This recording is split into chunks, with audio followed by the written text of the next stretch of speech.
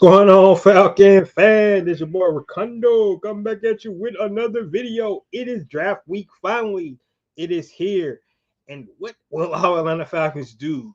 In this draft, they got 5 picks right now as we speak. They got a first round, a second round, a fourth rounder, no third round, and no fifth round, no sixth round, and 2 7-round picks. So they got 5 picks total. Will they stay at those picks? We're going to talk about it today. Also, we're going to talk about um, the decision that Atlanta Falcons have potentially with their asking price for Kirk Cousins, via a trade discussion. Also, they actually added another quarterback to the room. What does that mean? Of course, the Kirk Cousins situations. And then last but not least, we're going to definitely talk about what can we expect this year in this year's draft. I think this draft is kind of interesting, and we're going to talk about that today and get into some reason why I feel that way and what that means for our Atlanta Falcons in this 2025 draft.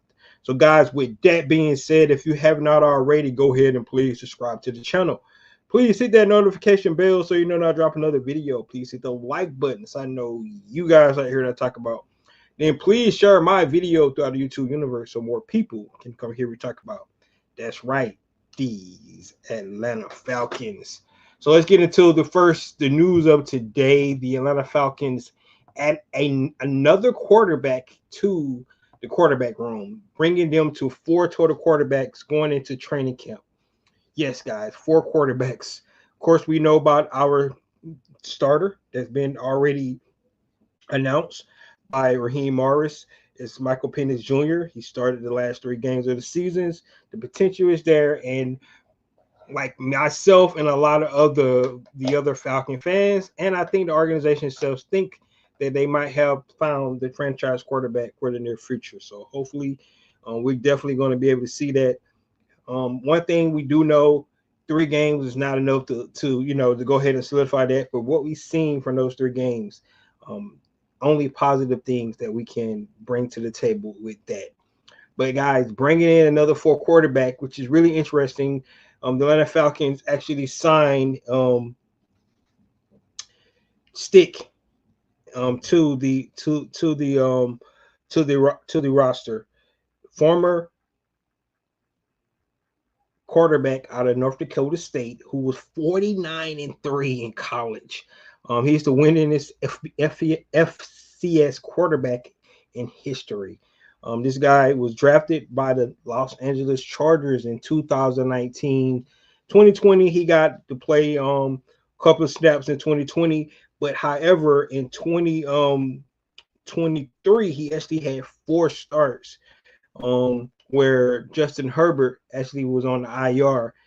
During that time, he had a completion percentage of 63.8, 1,129 yards for an average of 226 yards per game. He had 3 touchdowns and 1 interceptions. So not bad, not getting much, playing time since he's been in the league, but a guy that is a winner, right? We know about North Dakota State, how those guys dominated their conference for so long. And going 49-3 speaks a lot for just having the winning mentality.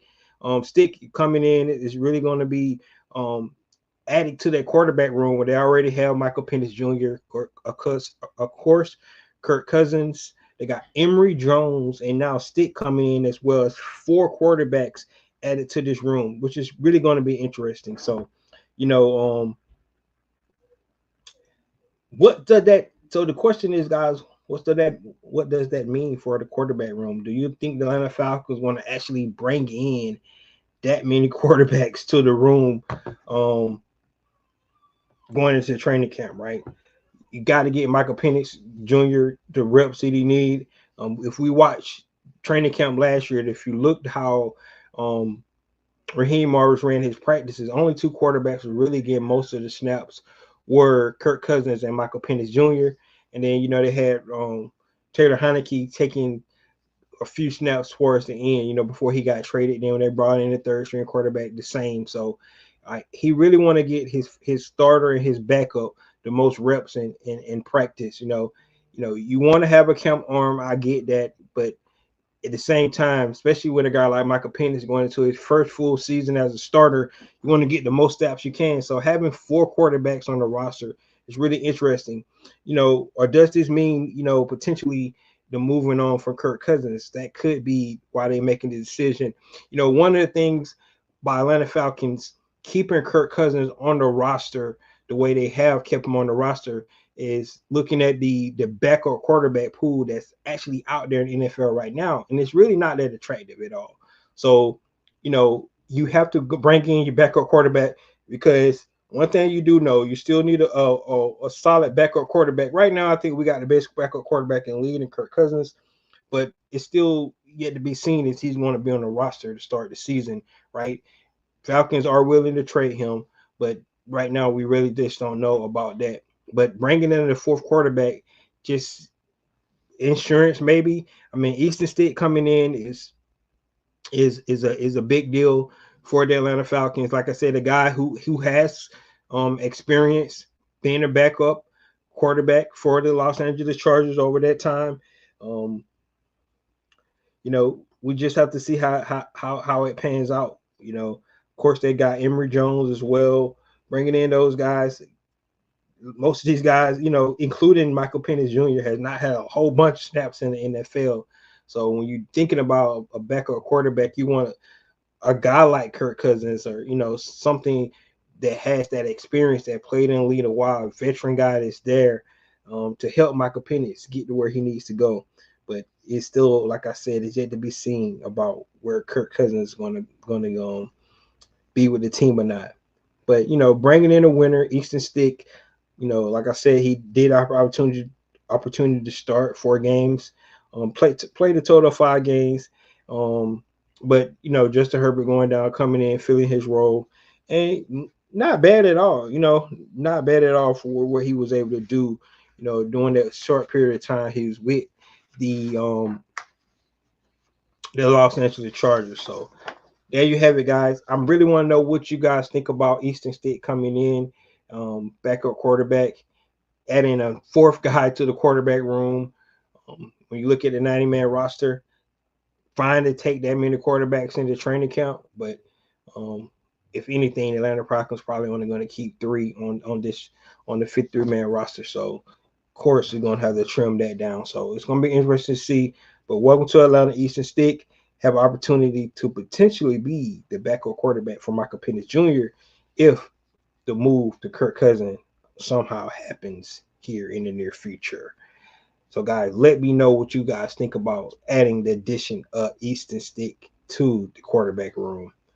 All right, let's get into the never-ending story for the Atlanta Falcons, and it's reported today that the Atlanta Falcon asking price for Kirk Cousins is to have the team that's going to trade for him take about $20 million of the cap of the guaranteed money that the Atlanta Falcons owe Kirk Cousins.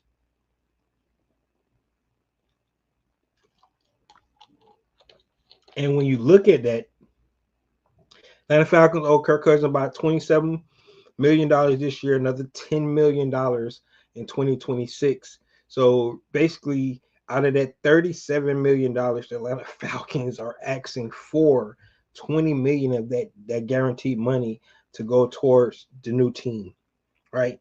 So when you're thinking about that, a lot of people probably like the asking price is too much, right? And everyone's like, Atlanta Falcons just need to cut their losses. They paid the man. They just need to eat the cap and things like that. But I'm going to take it from another approach, right? Kirk Cousins going in and being a starter. Going in and being a starter for any NFL team, right? You bringing Kirk Cousins in, you saying you're going to be the potential starter, right? He would be the cheapest starter out of all the quarterbacks, except for the guys probably on the rookie deals right now, right? But out of the veteran quarterbacks that's actually starting in this league, Kirk Cousins probably would be one of the cheapest, starting quarterbacks. So I understand why the Atlanta Falcons asking for this $20 million. Do I agree with it? I agree with most people. They should have just cut their losses and cough up the $20 million. However, I've been on the record saying that Kirk Cousins is a really, really good backup, right? I understand the dynamics about the pay scale and his salaries on the roster and things like that, but we just acknowledge that that money is already, you know, guaranteed to him. So it don't matter if he start or not, he's still going to make that money.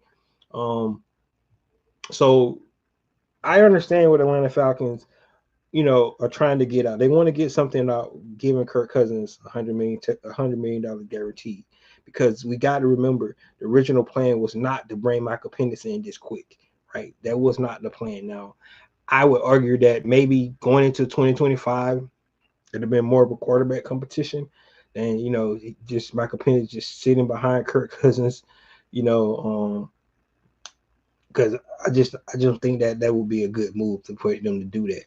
But you know, having Kirk Cousins on this roster, I don't think it's like people trying to say it's going to kill the culture. I don't feel that way.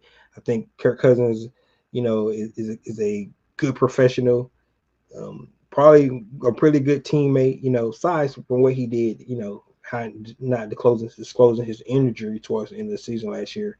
I don't like that. But for the most part, I don't think he will be like a cancer in the locker room, anything like that. And I think the Atlanta Falcons will be okay if Kirk Cousins stay on his team. So the Atlanta Falcons asking for $20 million. Yes, it's a steep price, and I can see where most people's like they should just foot the bill and give Kirk Cousins up for chunk change. The problem, the problems with the real problem with asking for $20 million, you're not gonna get a lot of draft capital with that. And just be honest, right?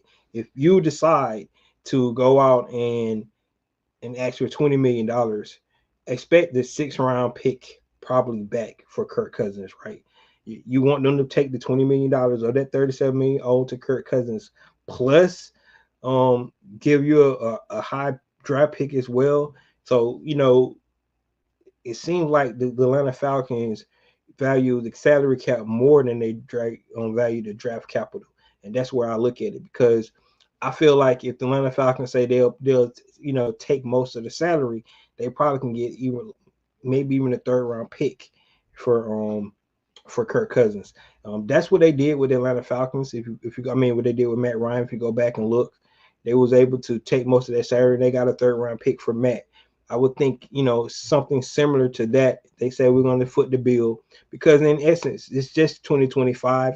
It's that 10 million rolls over to 2026. But after this season, only thing the Atlanta Falcons really be guaranteed to pay Kirk Cousins is that $10 million in 2026. So, you know, foot the bill, for this season, and then get a good draft capital and 3rd round pick. That's the route I probably would see the Atlanta Falcons taking, more than trying to get, $20 million of that salary paid, you know,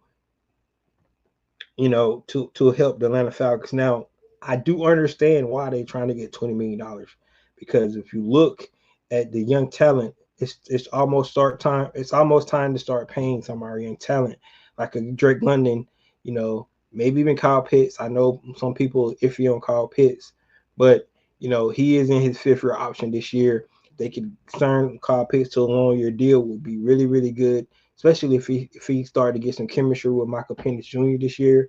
But Drake London's coming up. Of course, we know Bijan is coming after that. They just got Jesse paid. They got AJ paid. Jesse's going to his 3rd season, though, so they might start looking at that contract again as well. So you look where that $20 million can definitely help the Atlanta Falcons this season if they decide to go that route. And,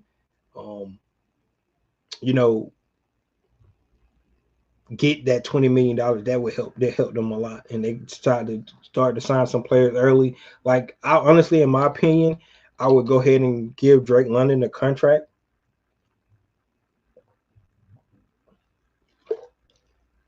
this season, because of Drake London developed the chemistry that we think he's going to develop. What's going on, Carrie? yes, I can't wait. I can't wait for a draft week, draft day to happen. We'll be there, be ready to go. We're going to see some exciting things. Hopefully, this year from the draft, not just what the Falcons do, but from the draft overall. And I'm gonna talk about some of those things in just a minute.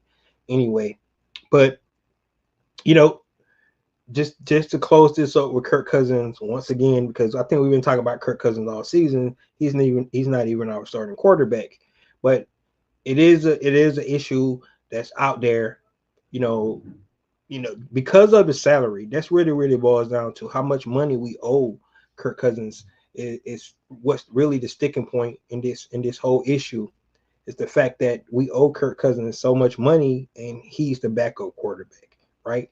That's where a lot of people, are looking at the Falcons kind of sideways. But at the end of the day, this Michael Penix Jr. team, we all know that he's going to be the face of the franchise. Still has to prove it. Like I said, only 3 games, but I think we all feel like he's the guy. So, moving forward, it is what it is. Those 4 quarterbacks in the room, adding Easton Stick in today, kind of makes it a little more cloudy of what they're going to do with Kirk Cousins. A lot of people thinking that if they don't have a trade, probably by start of training camp, Kirk Cousins won't be on the team either way. So we will have to see how it finds out. But I'm not. I don't totally agree with Atlanta Falcons trying to get $20 million, you know, out of trading Kirk Cousins. But I do understand because, like I said, you got young talent you got to pay on offensive and defensive side of the ball, and then also, I'd rather for them to try to get the draft capital because having only 5 picks, if you can get a third round pick in this year's draft, that would be really good. Because remember, the Atlanta Falcons do not have a third round pick this year because they gave it up for the Matthew Judon trade last year. So, and we lost a 5th round pick because Kirk Cousins blabbed his mouth during his press conference, his introductory press conference last year. So, we lost picks, and so we only left with 5 and 2 of those are 7th round picks. So I would rather for the Atlanta Falcons to try to get draft capital back and then trying to have a team, foot $20 million of that $37 million that we owe Kirk Cousins. So guys, let me know what y'all think about Kirk Cousins. What you think about Atlanta Falcons asking price in this instance? Do you agree? Do you think that they're crazy for asking for that much? And where do you see this thing happen? Maybe, just maybe, and we're finna talk about the draft right now. Maybe we see something on draft this weekend on movement on Kirk Cousins based off the movement in the draft with the quarterbacks. All right. Let's get into the draft, guys. Like I said, it is draft week. And what can we expect? What can we expect from this year's draft? Not just the Atlanta Falcons, but this year's draft, in total, right? So first of all, if you're looking at the draft, what's going on, 330? Looking at the draft, a lot of people think that they're not really potential, transcendent players in this draft, right? Pro bowlers, Hall of Famers, right? Most people think there are a lot of starters, right? You get a lot of starters. A lot of people think that most of the draft is in the middle of the draft, right? From like 15 to 50. You get some solid starters, right? And if the other top 14 picks, some of those guys are going to be overvalued because that's where you're going to pick those guys at. So that's the first thing I definitely feel like it's going to be interesting from this draft is just the talent pool. There's a lot of good players in this draft, a lot of good players, not great players. You don't have many Bijan Robinsons. You have 2 maybe. Travis Hunter, who's go both ways, something that nobody has ever seen before, right? Dual Carter. A lot of people say he's going to be a stud. They're comparing him already, comparing him to Michael Parsons. We know what Michael Parsons have done. So you kind of understand, those 2 guys. But from that point on, it's just a guy that's another guy in this draft that's going to be good. right? So I'm not saying it's a bad draft, because it's not a bad draft at all. It's actually some really good players in this draft, which makes it really good for the Atlanta Falcons at 15, because they're going to be able to get a really good starter in this draft at 15, right? That's what I believe. I do believe that. But when you're looking at this draft, it's not like a lot of guys that be like, man, I would trade up to go get that guy. I would trade to get that, go get that guy. It's not a whole bunch of those guys, right? You have some guys that's gonna really be really good starters, and just like look at Aston Genty, right? That guy's gonna be really good. It's a couple offensive linemen that a lot of people believe are going to play a long time in this league, right? I already mentioned the two guys that everybody got probably one and two, and Abdul Carter and Travis Hunter, right? Um, Two great tight ends, some great cornerbacks, a lot of defensive linemen and pass rushers in this draft. And that's where when you start to look at the draft. So what to expect is round when the Falcons pick, they're gonna have their pick of the litter, I believe, of good talented players, right? Um and that's what we want to see, right? You know, we don't know if they, fooled us again and go offense again.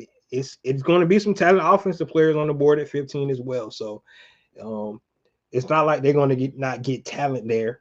It's just going to be, it kind of give you an idea when you start looking at picks, especially in the middle of the draft, like where the Falcons picking this year in the first round in particular, um, is their philosophy, what they're looking for.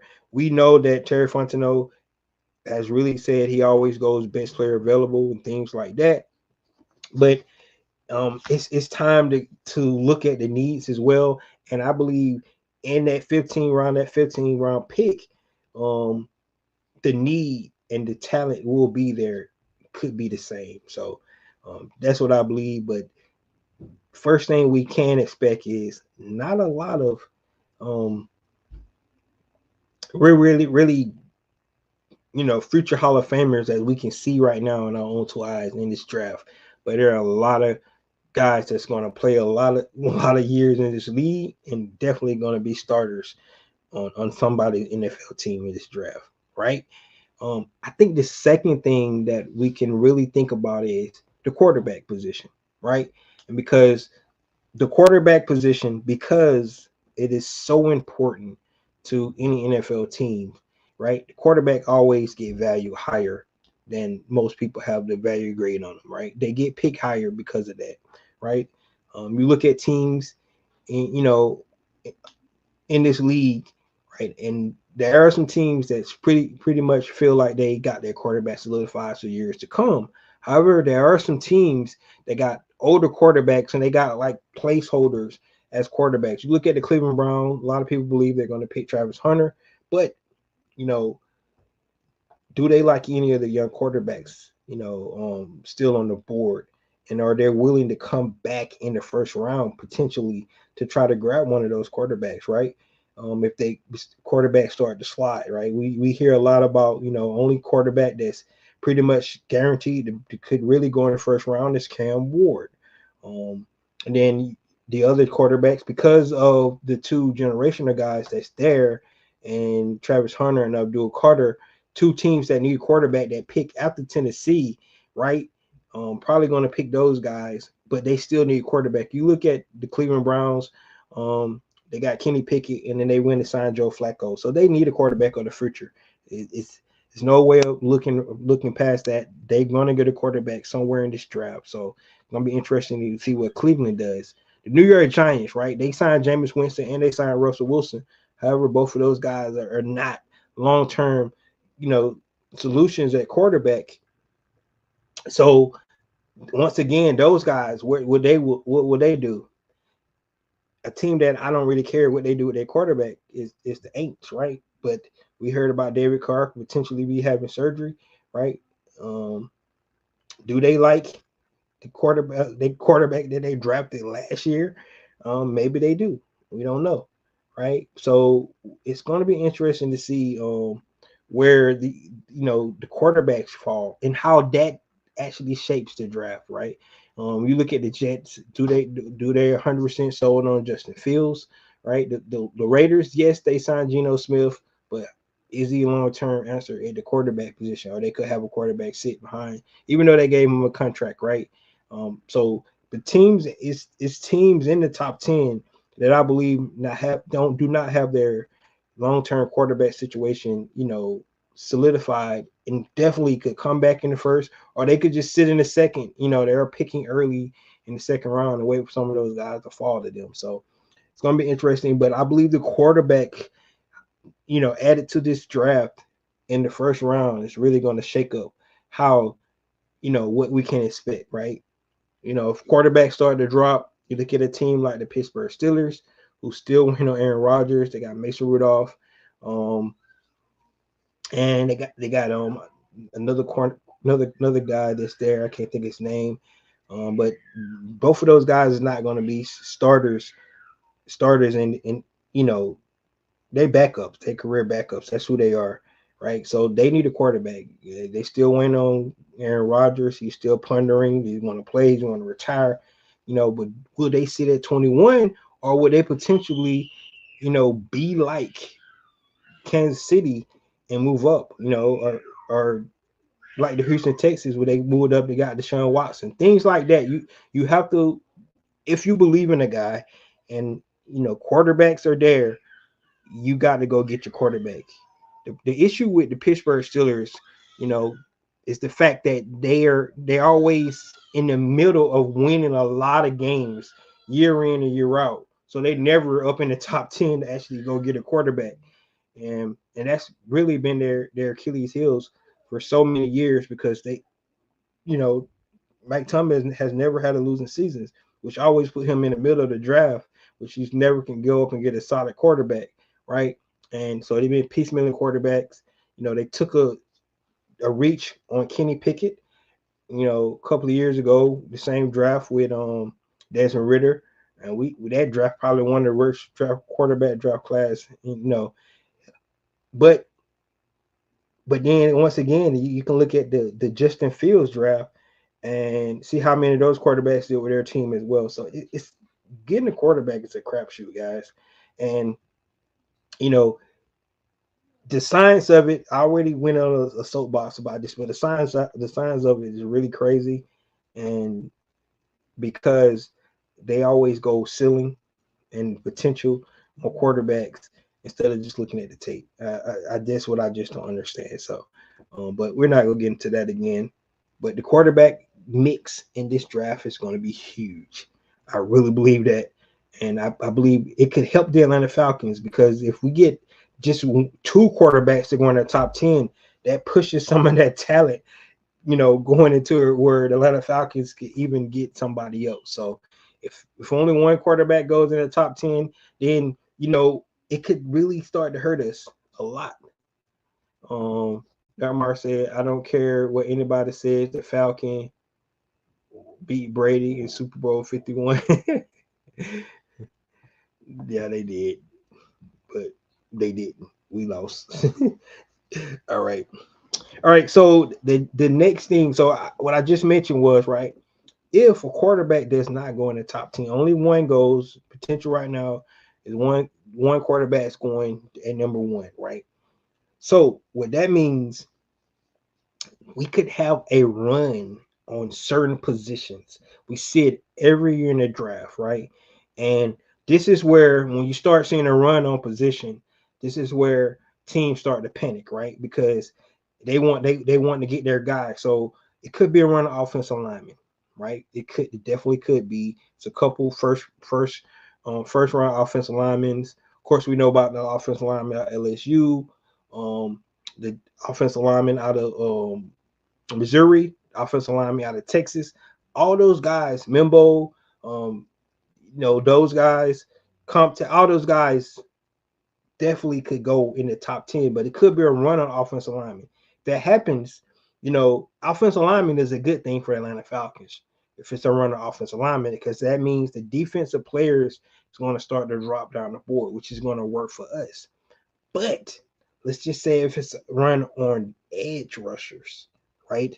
Let's just say Jalen Walker, Mikael Williams, Mike Green, all those guys start to go in the top 10. That changes the Atlanta Falcons draft board. I just believe that. I really do. Because you would think you would hopefully one of those guys would be there at number 15. But if a Jalen Walker, a Michael Williams, a Mike Green goes in that top, 14 picks, that's really going to hurt the Atlanta Falcons. Now you're asking, do they need to reach for a pass rusher, or do they have somebody else high on their board? We just don't know, right? Because everybody board is different. That's why when we start looking at the draft and you're looking at all these mocks that's out there, and it just don't add up, right? Because you're like, well, where this guy come from, right? But a lot of people might have had him high on their board that you probably don't know about. But the run on a certain position, it happens every year. We seen a receiver one year. We seen it. We actually seen it even at like I said, offensive lineman always happens. You see it in the running back positions. So when it started being a run on certain positions, it changes the draft a lot, right? It started being a run on running backs, right? You got Hampton, you got Genty, and then you got teams like the Denver Broncos looking for or they pick a little bit later. They start saying, "Man, we might not get the guy that we want." It's two really good tight ends, Tyler Warren and Loveland. Both of those guys are in the draft, right?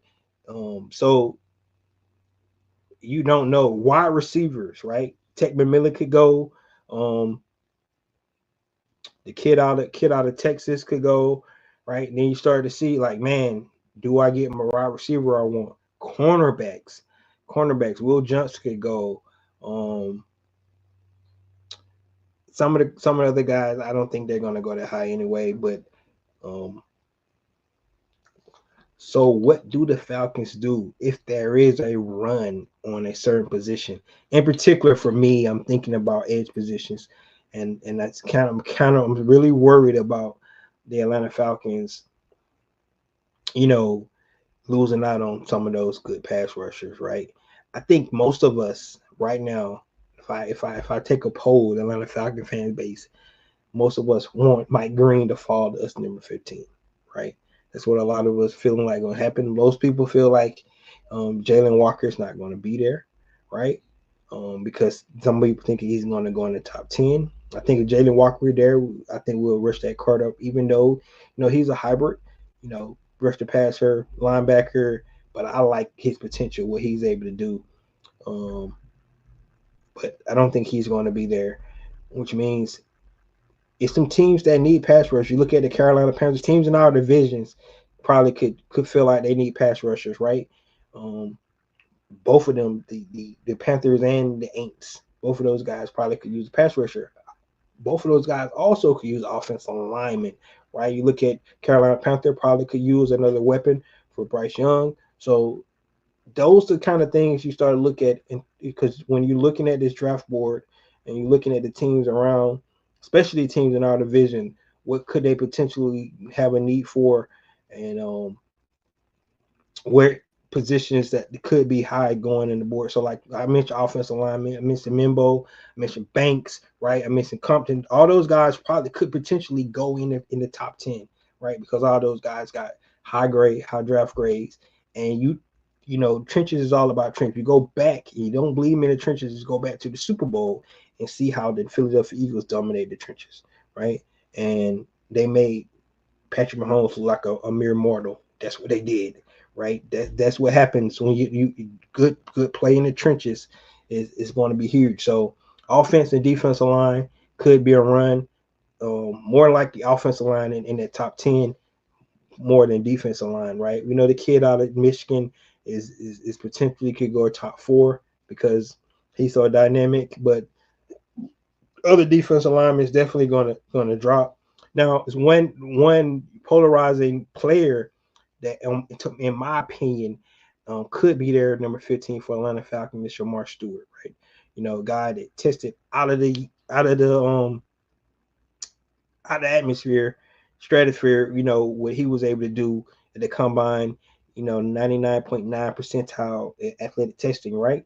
But if you go look at his production, um, the numbers are not there, right? That's why when you start looking at guys with their numbers, you got to start looking at the film and see how they actually played, and why the play might not match the numbers, right? The potential could be there, but you have to dig into that because the numbers just end up. You think about a guy um, like Mike Green, the numbers are there, right? Now you just got to see, look at the competition, look and see if it matched the film and things like that. Of course, his character issues, the makeup of the player, everything about Mike Green, right? Look at the guy out of Boston College, right? Second leading sacker in NCAA this year, right? You look at a guy like him. Is he worthy of the top 15 pick? Right? Those are the kind of things you got to look at. But Shamar Stewart, is interesting because it's so athletic, right? And maybe coaches feel like they can get him to the level that they need to get because what he does have, you can't teach, right? And that's just the God athletic ability that he was given, right? Now you feel like you can get him in your program and you start to teach him to take that athletic ability to all new heights. We look at Trayvon Walker. That's what the Jacksonville Jaguars sprayed the off ceiling, right? That's what they went off of, right? The production in Georgia was not there, right? Didn't get a lot of sacks. Potential was not there, but they believed in their coaching abilities and potential of the player. And now you look at Trayvon Walker, double digit sack 2 years back to back. So, you know, it might not happen right away. And that's what Atlanta Falcons might be betting on, right? With a guy like Shamar Stewart, you bring him in and believe that their coaching staff is going to get him where they're at. Because if he do, you know, translate that athletic ability to being dominant on the field, it was worth it. It was really worth it. So that's the way you got to look at it.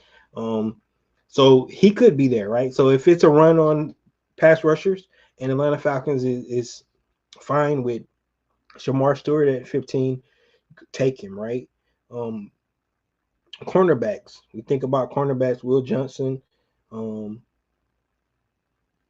the kid out of Ole Miss, kid out of Alabama.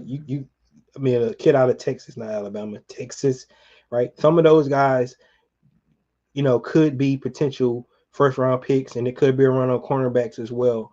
Of course, everybody talking about Will Johnson. Didn't have any seasons he had the year before, right? Because due to injury. And then it's two safeties, guys. The safety out of South Carolina, which is big safety, 220. This guy runs out of the yin yang, right? And then you got the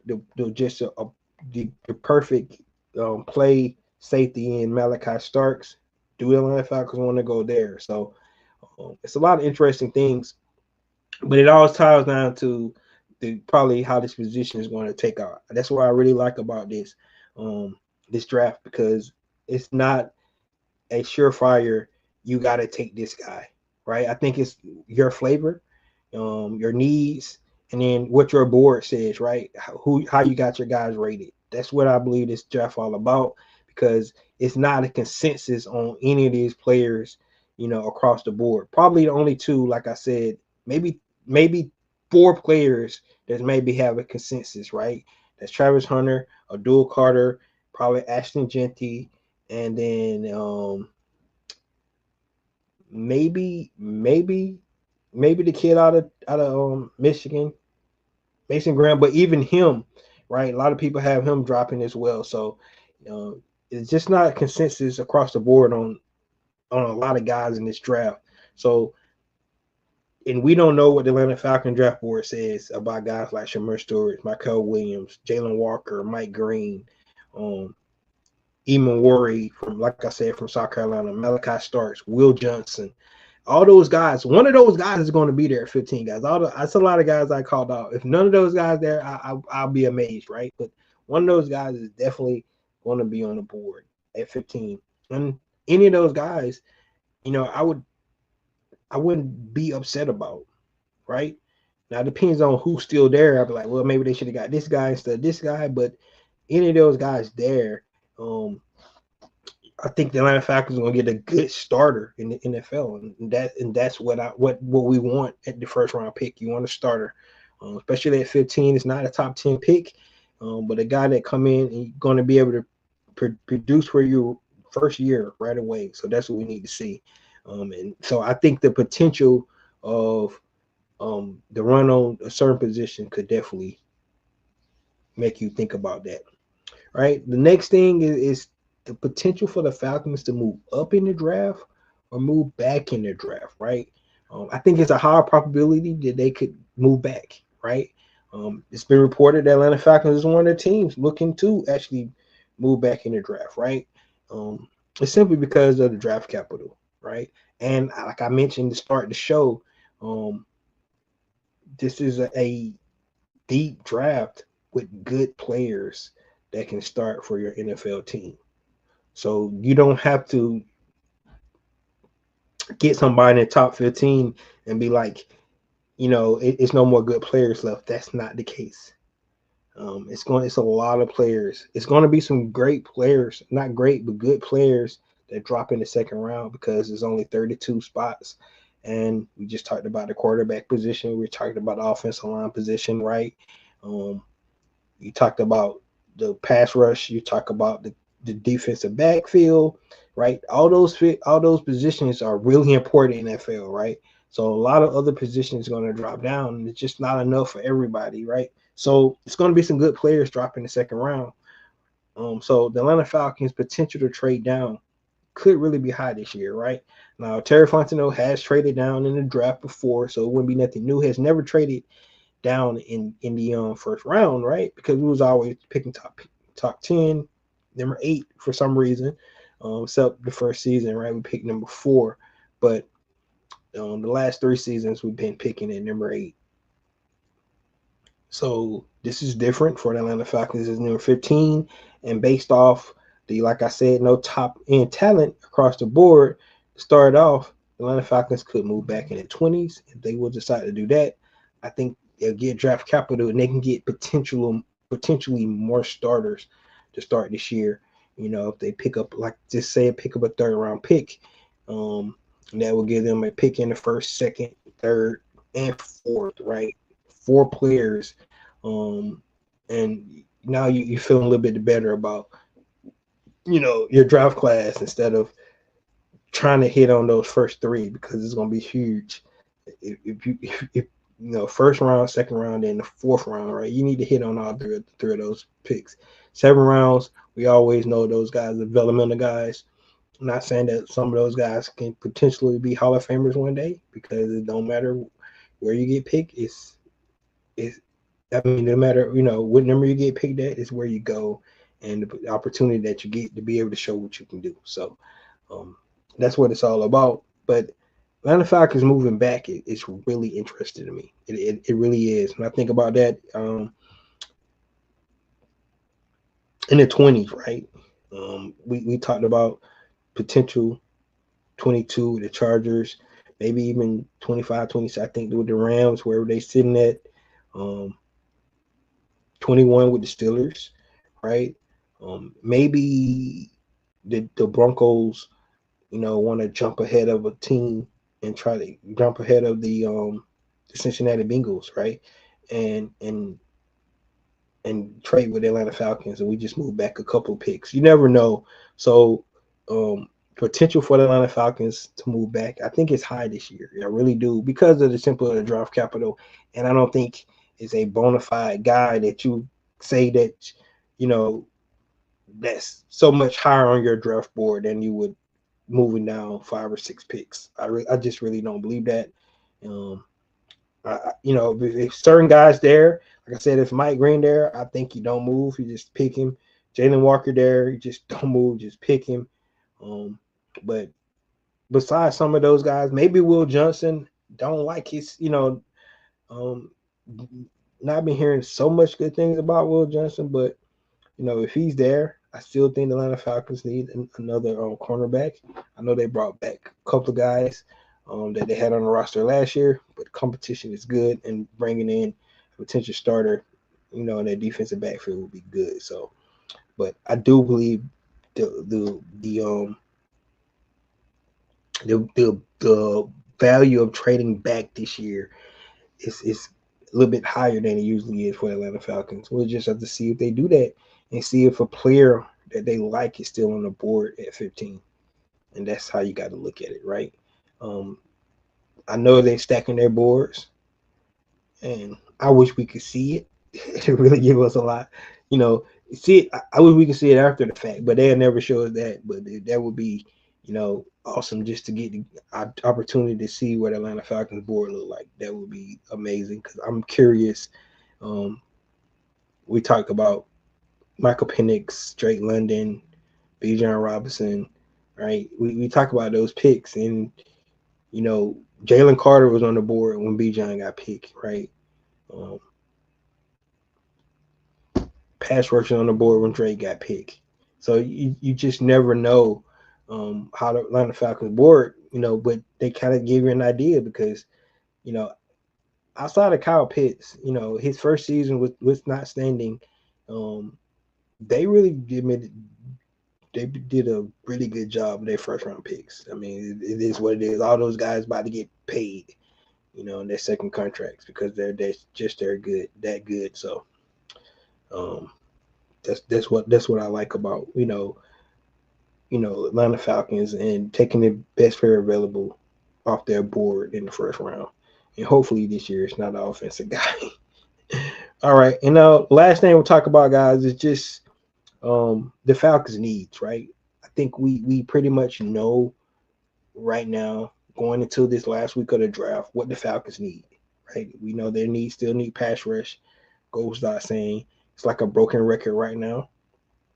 The Atlanta Falcons need pass rush. I think we all in consensus of that, right? Yes, they brought Atlanta Ford, Floyd, Armory Ebiketie, flashing a little bit, but it's nowhere. It's nowhere where it need to be. The more the merrier in the pass rush department, right? Braden Trice coming back. Um, you hoping guys step up.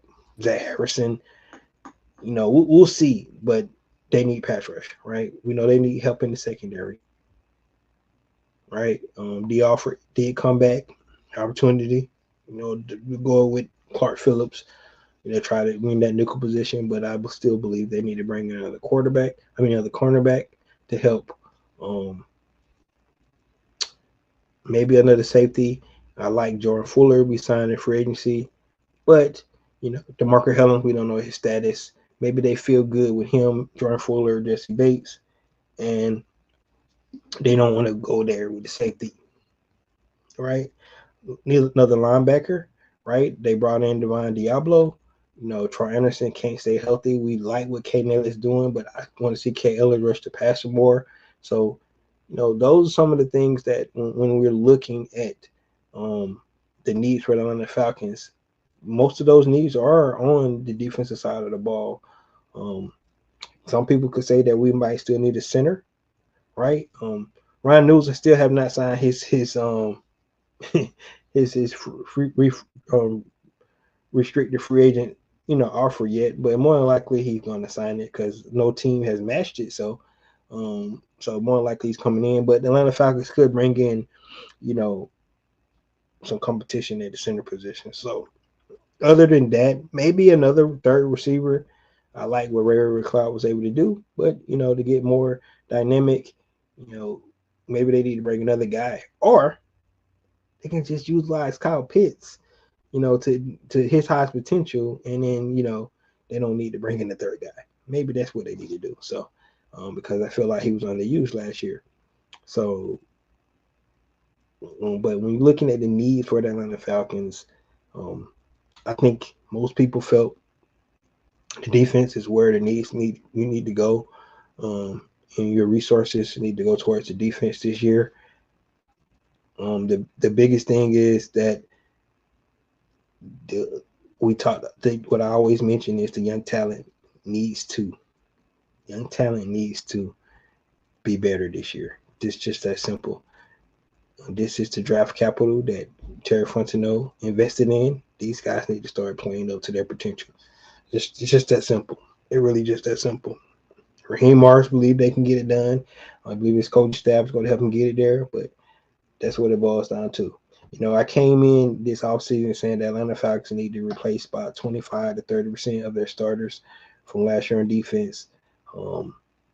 And I have to go look at the depth chart and see where they're at right now. Some places it's not better. And that's why this is such unknown, right? You didn't replace Grady Jarrett with not the stud, right? You got an upcoming player in Ruke Ororo. You bring in Morgan Fox. You bring in Contavious Street, right? You kept David Amanyata. So you're thinking those young guys, Brandon Dorless, Zach Harrison, Ruke Ororo, Brandon Trice. You're right. You're thinking these guys gonna need to be the difference this year, right? Along with the guys they add in the draft. So that's where it's at. So the needs, in my opinion, is definitely on the defensive side of the ball. But, the Atlanta Falcons love to throw us a curveball every year. I don't think it's been one season since Terry Fontenot been there that we all knew that we all had a good feeling who the Atlanta Falcons was picking when they got to pick in the first round. I don't think none of us knew. A lot of people felt like the Atlanta Falcons was going with Justin Fields in their first draft ever, and they picked Kyle Pitts. We knew they probably potentially picked Kyle Pitts, but we wasn't 100% sure. Let's just be honest, right? Second year, they go get a Drake London. The first receiver taken off the board. Everybody felt like they needed a receiver, but a lot of people thought it was Garrett Wilson, right? Not Drake London. Atlanta Falcons threw a curveball. They went and got Drake London, right? The next year, like I said, Jalen Carter's on the board. And they put it right by the hat and go get Bijan, which I believe is going to be, one of those players it's really going to be special for years to come. So we just don't know, guys. And then last year, we saw what happened. We saw what happened last year, right? Michael Penix Jr. had everybody stunned for about like a week. And now, the whole quarterback situation, nobody don't want to admit it.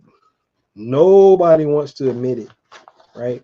All those people was so, baffled and confused by the Atlanta Falcons taking Michael Penix Jr. last year. It's silence now. It's crickets. It really is crickets. So,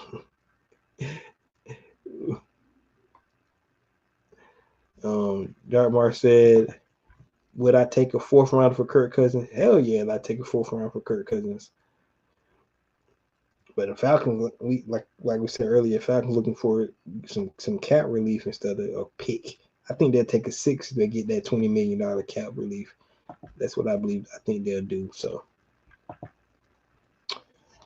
but guys, there you have it. It's draft week. We had another quarterback. Kirk Cousins still on our team.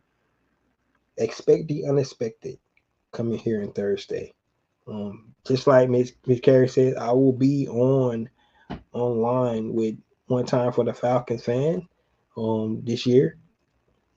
Ready, excited. We're going to talk draft. We're going to see what Atlanta Falcons do. Hopefully they don't shock us again and take an offensive tackle, a wide receiver, tight end, any offensive player. If the Atlanta Falcons take offensive player, man, like we really got to start asking, do these guys know what they're doing? It's just because if they watched the team last year, there's no way they can't believe they don't need defensive player. And if your defensive guy is not there at 15, move back, right? There's no reason to take offensive player. So I'm standing firm on this year. Atlanta Falcons cannot take an offensive player in the first round. I'm just saying, man. Like, it would be crazy if the Atlanta Falcons was to do that. I said it last year though, so I'm never going to say never, but like it's going to be some good defensive players on the board at 15. So to take an offensive guy would be insane. What's up, T Terry? It would really be insane. I'm just throwing it out there. Just throwing it out there, man. Well, if I could do that, that'd be insane. It really would. Right?